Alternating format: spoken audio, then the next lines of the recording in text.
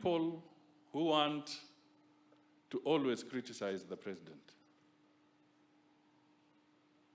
Oh, he has commented on the judiciary, he has commented on this. But I also want to say, before you remove the log in somebody else's eye, what about yours? Nasema hivyo kwa sababu Judicial Service Commission is also independent. And Judicial Service Commission has the right to recruit anybody who qualifies to be a judge of this republic. So it is wrong for the Azimio leadership to start determining who should the Judicial Service Commission recruit.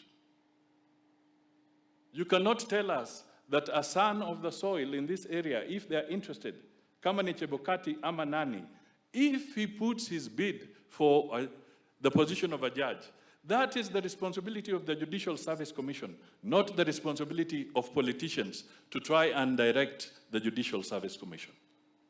These kind of contradictions are not acceptable.